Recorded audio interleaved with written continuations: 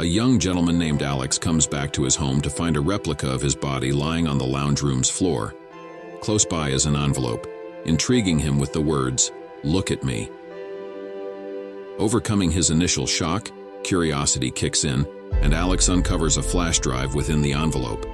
He promptly connects it to his computer, and on the screen sees just himself. The second, Alex reassures himself that he is not high or insane, and advises to listen attentively. Alex then receives a peculiar proposal from Rebecca, a member of a private scientific research institute known as Advanced Technologies, which collaborates with the National Security Agency in the United States. Without revealing too much information, Rebecca presents Alex with a non-disclosure agreement to sign, luring him with the promise of a substantial check. After providing his signature, Alex is then educated about an undesignated American satellite, surprisingly a satellite that America denies having launched. Adding to the mystery, the satellite is alleged to originate from the future with a coded message concealed within. Alex can partake in this mystery if he agrees to be sedated and transported to their secret facility. Aware of Alex's financial difficulties and knowledge that he lives in a family heirloom, Rebecca fortifies their serious intentions by depositing a large amount into Alex's bank account, compelling him to consent. The following day, he is tranquilized and loaded into a vehicle. When Alex regains consciousness, he is in a hidden locale where Rebecca introduces him to the laboratory housing the strange satellite. This launches his task of decoding the mysterious message. Despite his tireless efforts after 5 weeks, he has yet to unlock the secret. During a vision, Alex sees a young woman successfully decrypting the same task, yet this revelation leads to a nosebleed. Later, he uncovers her identity, her name etched on his bedpost.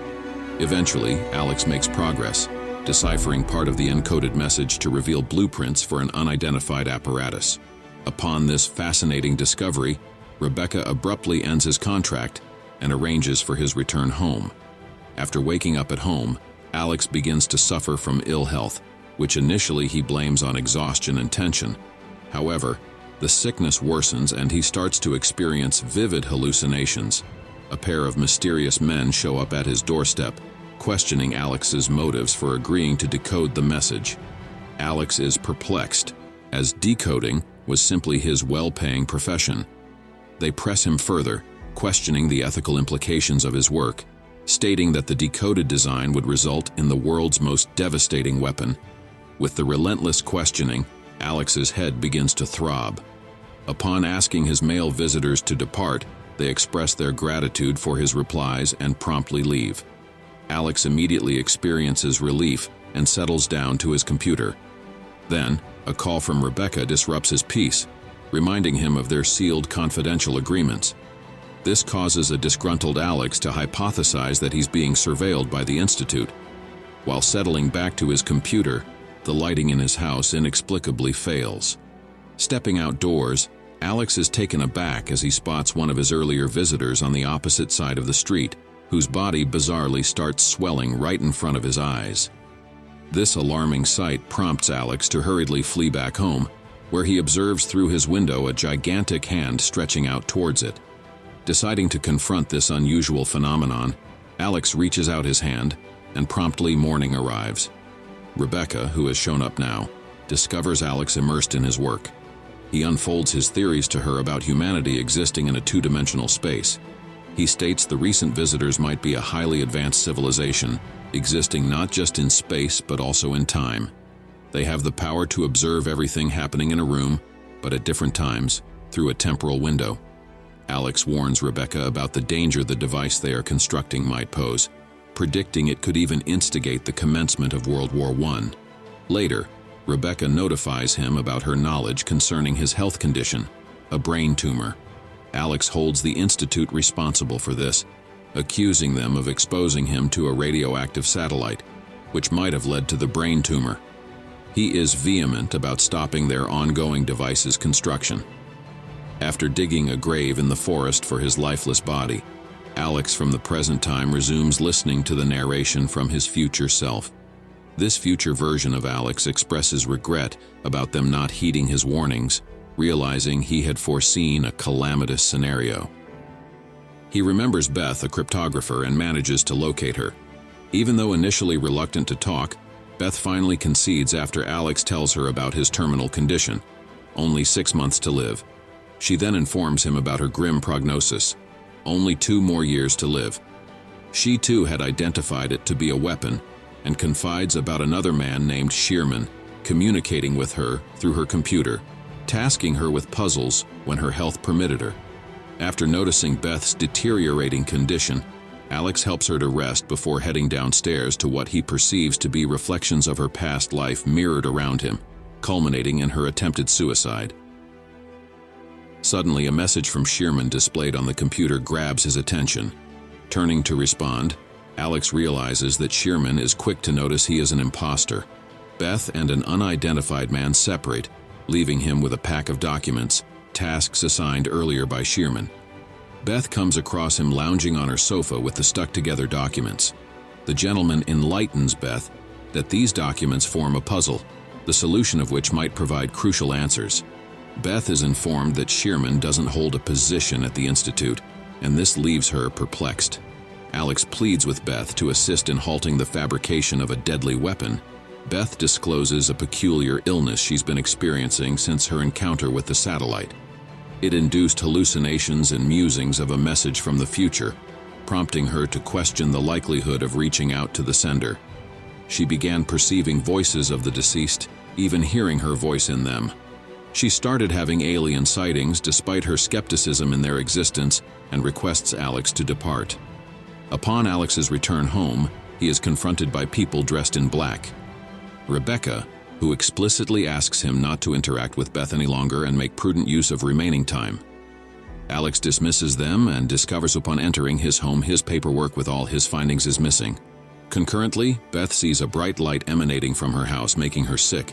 Fear compels her to seek hideout while Alex drowns his worries in alcohol, and concurrently, a message pings in his computer from Shefferman. Alex is suspicious that it's from Rebecca masquerading under a pseudonym, but the sender rebuffs it. Just then, Beth shows up at Alex's doorsteps after being directed by Shefferman. He provided her with designs of a gadget that could destroy future technology. The duo set about developing a virus that could potentially annihilate the machine drafted from the blueprints via the computer. Their progress is halted the next morning when Rebecca storms into Alex's house. The Institute representatives are informed about their activities and are inbound. Rebecca reveals the name of the Institute's head and asks them to head towards him promptly. Beth and Alex manage to escape from the back door as Rebecca is seized, administered an injection, and tossed into a car, leaving all the gas burners in the kitchen open. In the evening, Alex and Beth visit scientist Miles, who instantly recognizes them, having been an ardent follower of their work. Miles informs them that the intercepted satellite was one of many, another of which was orbiting Earth for 400 years, presumably waiting for mankind to advance technologically and decode their message. This ancient satellite possessed the signs of a machine meant to stagnate human evolution. When Miles unveiled his discovery of a new dimension, he was met with skepticism and derision. Concurrently, he began developing a benevolent tumor. He firmly believes that extraterrestrials are multidimensional beings. They don't experience time linearly like humans do. A second device, currently under construction at the Institute, promises to provide these aliens with a passageway into our dimension. The creature's present interaction with the human world is akin to observing a film, where they can watch events unfold but have no power to modify them. This next device, however, could alter this dynamic and let them manipulate our reality.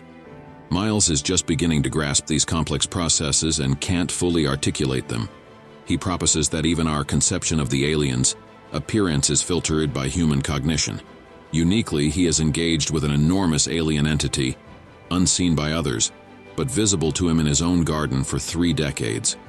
His consistent observation of this being has triggered an adaptation in his brain, allowing him to perceive the alien's true form.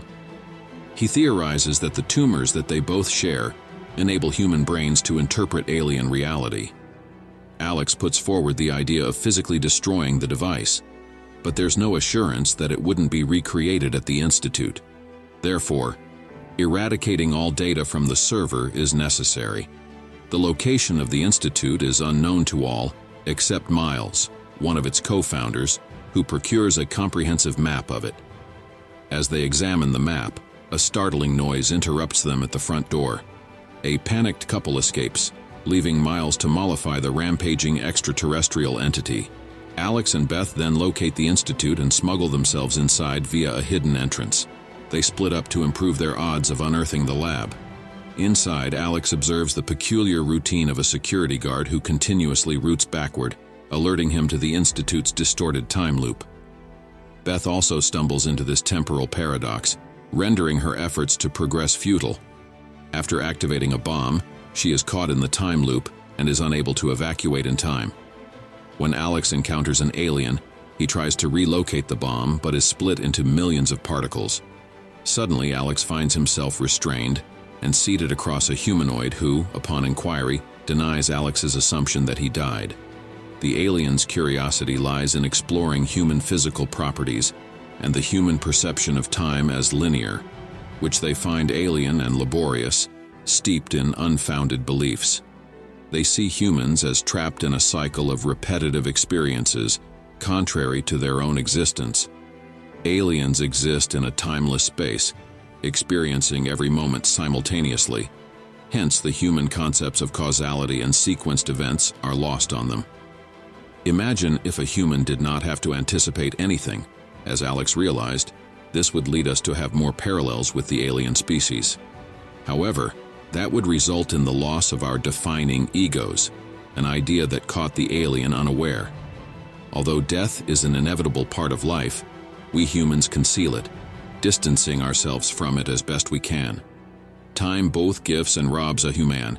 It's integral to our existence. How we see the world solely depends on our interpretation. What happens when the basis for that interpretation ceases to be? No amount of introspection could help humans delineate reality from delusion. Every newborn ushers in a new paradigm, making choice a constant companion for humanity.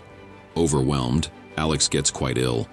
The alien proposes a retroactive journey, back to when Alex was healthy but armed with his present-day awareness. Alex considers this opportunity, deciding he would have opted out of his role at the Institute, hence avoiding the whole predicament. The alien found this perplexing.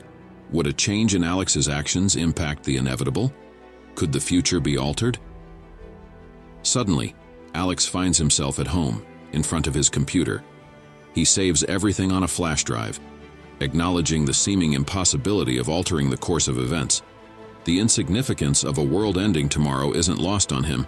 Everything has already been set in motion, culminating before it even commences. The envelope containing the flash drive falls to the floor. It's Alex's warning to Beth in the past. Meanwhile, future Alex requests that he be forgotten, encouraging a continuation of life. An intriguing film that begs the question, does time as we understand it really exist? Or are we too like the aliens living in the moment? Who manufactured the concepts of past and future? Are we our own saboteurs, not realizing how our thoughts and actions are dictating our future? Please share your thoughts.